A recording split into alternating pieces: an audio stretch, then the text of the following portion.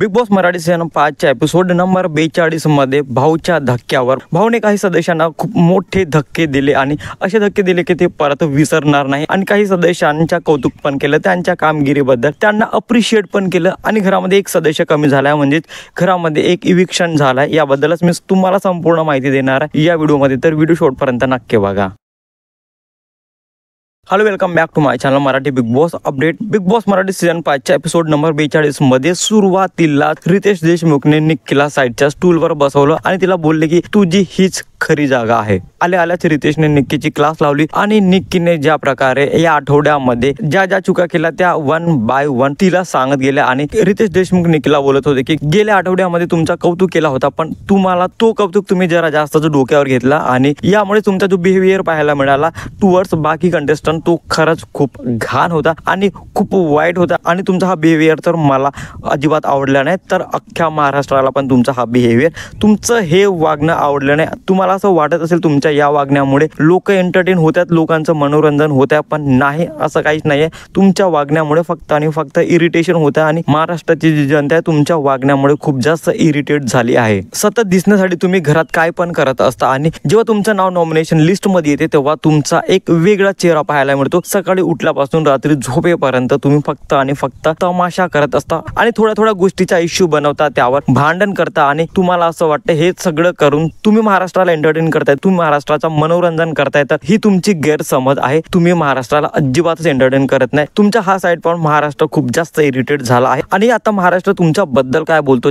जर मी त्यांचे कमेंट्स तुम्हाला दाखवले तर तुम्हाला वेळ लागल्याशिवाय राहणार नाही आणि तुम्ही असं बोलत असता की तुम्ही बिग बॉसची रिस्पेक्ट करताय, पण तसं अजिबात दिसत नाही। तुम्ही या आठवड्यामध्ये फक्त आणि फक्त बिग बॉसचे जे नियम होते, जे रूल्स होते ते तोडताना दिसले आणि या तुमच्या वागण्यावरून तर अजिबातच वाटत नाही की तुम्ही बिग बॉसची रिस्पेक्ट करताय, बिग बॉसला सन्मान देताय आणि फक्त तुम्ही तुम्हालाच इम्पॉर्टंट देताय, तुमचंच मत तुम्हाला इम्पॉर्टंट वाटतं। बाकी जे सगळे कंटेस्टंट आहेत तुम्हाला काहीच वाटत नाही, तुम्हाला असं वाटतं की ते फक्त असेच आहेत आणि तुम्ही त्यांचे बाप करता, एकदा नाही दोनदा नाही तर खूपदा तुम्ही बापावरती गेला ज्याची अजिबातच गरज नव्हती आणि महाराष्ट्र तर तुमचं हे वागणं सहन करणार नाही, महाराष्ट्र हे तुमचं वागणं एक्सेप्ट करणार नाही। मी पण तुमचा हा मूर्खपणा, तुमची ही दादागिरी अजिबात खपून घेणार नाही आणि यामुळेच रितेश देशमुखाने निक्कीला 2 मोठ्या शिक्षा दिल्या आणि त्यामध्ये पहिली शिक्षा ही होती की निक्की संपूर्ण सीझन कॅप्टन बनणार नाही आणि दुसरी मोठी शिक्षा ही होती की 1 आठवडाभर निक्की फक्त आणि फक्त भांडी घासणार आणि यासाठी घरचा कोणताच कंटेस्टंट निक्कीला हेल्प करू शकत नाही आणि निक्कीला जे शिक्षा दिल्या ते तिला करावंच लागेल, नाही तर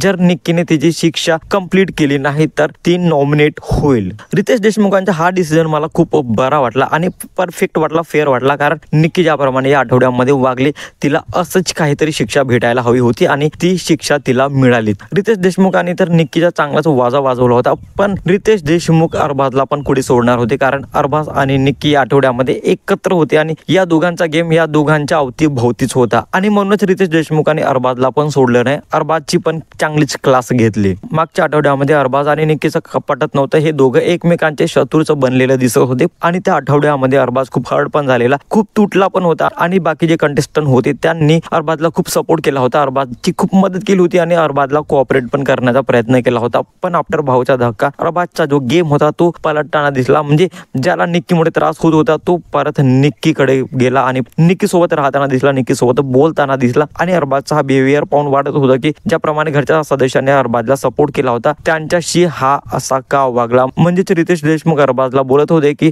अरबाजने बाकी सदस्यांचा वापर केला त्याच्या कामासाठी। रितेश देशमुख अरबाजला हे पण बोलत होते की आतापर्यंत तुम्हाला स्ट्रॉंग कंटेस्टंट म्हणून ओळखलं जात होते, पण तुम्ही ज्याप्रमाणे पलटी मारल्या तुमचा गेम पाहून तर असं वाटतं की तुम्ही अजिबातच स्ट्रॉंग प्लेअर आहात नाही आणि स्ट्रॉंग प्लेअर म्हणून तुमची जी आयडेंटिटी होती ती आता मातीत मिळालेली आहे। रितेश देशमुखांनी अरबाजला ज्याप्रमाणे रिअलिटी चेक दिली, मला असं वाटतं रितेश सरांची प्रत्येक गोष्ट अरबाजने ऐकायला पाहिजे आणि त्याचप्रमाणे त्याचा गेम पण खेळायला पाहिजे, तरच तो परत एकदा स्ट्रॉंग कंटेस्टंट म्हणून समोर येईल। एका टास्क मध्ये जान्हवी घनश्यामच्या अंगावर बसली होती आणि या विषयावर पण रितेश बोलला होता की तुम्हाला असं करायची गरज नव्हतीच आणि कॅप्टन्सी टास्क मध्ये ज्याप्रमाणे घनश्यामने घनश्यामने धनंजयला त्याचा शब्द दिला होता की मी तुला सेव्ह करण्याचा प्रयत्न करेन, पण जेव्हा शब्द पूर्ण करण्याची वेळ आली तेव्हा घनश्यामने धनंजयलाच बाहेर काढलं होतं. म्हणजे रितेश देशमुख घनश्यामला असं बोलत होता की तुम्ही तुमचा शब्द पाळत नाही, तुम्ही तुमच्या शब्दांवर ठाम राहत नाही. आणि ज्याप्रमाणे अंकिताने पूर्ण प्लॅन करून टास्क कंप्लीट केलेला, रितेश देशमुखला अंकिताचा हा प्लॅन खूप आवडलेला आणि यामुळेच रितेश देशमुखाने अंकिताला अप्रिशिएट पण केलं, तिचं कौतुक पण केलं तिच्या कामगिरीबद्दल. यानंतर इविक्शनच्या टायमाला घरातून एका सदस्याला बाहेर काढण्याची वेळ आली होती. अरबाज पटेल आणि घनश्याम या दोघांना सर्वात कमी वोट्स मिळालेले होते आणि त्यामुळेच हे दोघे डेंजर झोन मध्ये होते आणि या दोघांमध्ये सर्वात कमी वोट्स घनश्यामला मिळाले आणि या आठवड्यामध्ये घनश्याम घराच्या बाहेर गेला. घनश्याम इविक्टेड झाला.